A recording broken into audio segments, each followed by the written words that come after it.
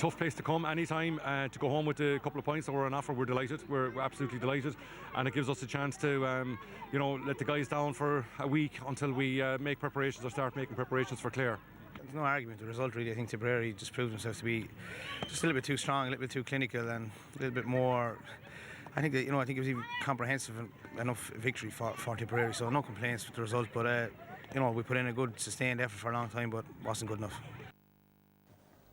Yeah, not the outcome that Waterford were hoping for from that game, but you have to say, Tip up to speed very quickly in this year's league campaign. Brendan, obviously you were happy with that result today. Big win last week up in Croke Park, of course, and today again. So where are Tip at then in terms of this year's league? What's their objectives? Nice and solid, I think, is what you call the start of the league. Tipperary in control. First time, I think, since 2009, the Tip have won their first 2 National League games.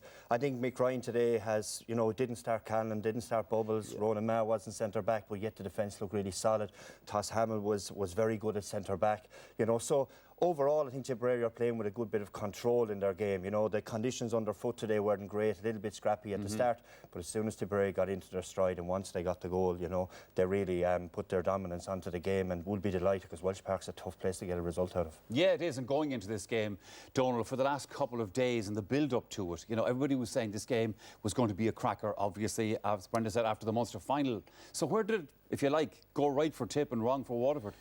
Well, I suppose essentially, when Waterford are short a few players, right, particularly they were short Patrick Curran up front, and he's their main goal getter, right, and they still have, we'll say, Philip Mahoney and Dara Fives come back into the team, and I think they're not as well off troops-wise as Michael Ryan. I mean, the things like that, he could afford to leave 6 of his top players on the bench today. I don't think Waterford can do that and win games, and they're under pressure still up front to have, game winners there, right? They don't have goal scorers, right? And short Brick Walsh and short Jamie Barron today, they were missing the people who held up the ball and to run it forward. So, they were always going to struggle really against Tip, who are playing very, very confident.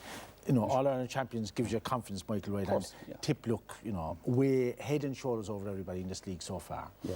All right, gentlemen, obviously we've brought you over to this lovely gizmo here for the next piece. Brendan, you've been looking at the way they set up, both of them, for this game today. Yeah, there's a big contrast in styles. I suppose the key thing I was looking at today was, would Waterford go and try to attack Tipperary after the experience they had throughout the summer, the whole sweep saga and all that. But like you can see, this is just an essay we're taking from the start of the first half. The whole idea for Waterford, and when they play the system they have, is to crowd the middle of the pitch so that you can't get good ball in. So you can see them all being attracted to the play here. So ideally for Derek McGrath's troops, when they get into this middle section of the pitch, they always want to make sure that it's a crowded area, it's a jungle inside there, and that's all worked out fine from, as you can see there. But they also have a screen, so they're always trying to have a player back there. Normally we'd see Tyg de Burker sitting back in front of the half-back line as a spare man. So in this example, it has all worked out fairly all right for them. There's pressure on Stephen O'Brien when he gets the ball here, and he goes and plays it up the pitch off the back foot. So everything has worked to plan. But from here, Waterford then struggled. Because you can see there's a hidden hope that's put in around the square, looking for a score. But unfortunately, you can see there's 2 Tipperary defenders in there. And we've seen throughout the summer, if you're going to win the big games, you need to have a body inside in this section here to have a goal threat. Unfortunately, Waterford didn't. So that's when they have the ball. But now they've coughed it up and they've given it away to Tipperary, and they've a launch pad to start off the attack again. Mooney flicks out to James Barry. James Barry has time to have a look and deliver a long ball up the pitch. Now, the reason he was having a look was he wanted to see where the Waterford sweeper is, which is this man here, Tyg de Burka. He doesn't want to put the ball down on top of him. What he wants to do is he wants to get a one-on-one battle, which he has out here with Niall O'Mara and his man. So now all of a sudden the sweeper is out of the game. And when the sweeper is out of the game one-on-one like that, you can see Niall O'Mara wins the ball, gives a lovely jink here to make room for himself and flicks it over the bar. Now, that's just one instant of it. There was loads of those throughout the game, you know. And I think if Waterford going forward, and Dolan touched on it earlier, when they get a few more troops back, I'd expect Maurice Shanahan to be playing that role inside there. Like Tip of Callan, I mean, Kilkenny were going well, they TJ Reid in there. You know, you need somebody to be that focal point in the attack and keep everybody and be a little bit lazy at times. So when the game ball goes out the field, don't be so anxious to go out after it.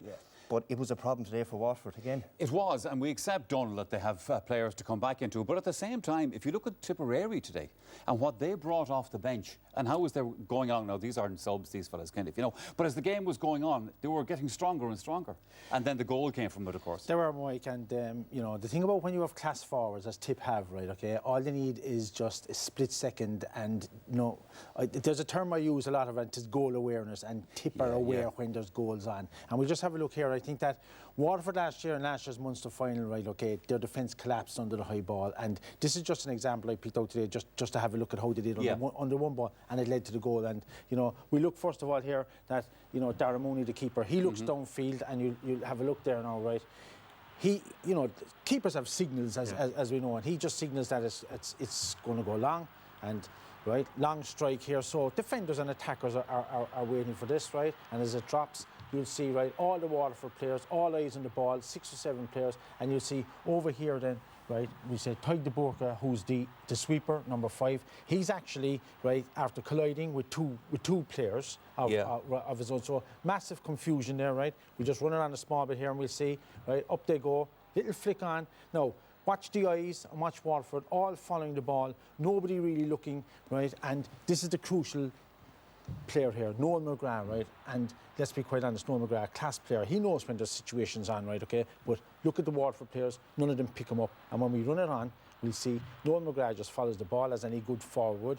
Niall O'Mara comes in and gets it, and Tyg de Burka, who's number 5 here, who's the sweeper, who, to me, he should have started back possibly here, right, in this area, so that he could attack the ball. He gets caught out of position, and we'll just let it run around and see what happens. Here's Noel McGrath.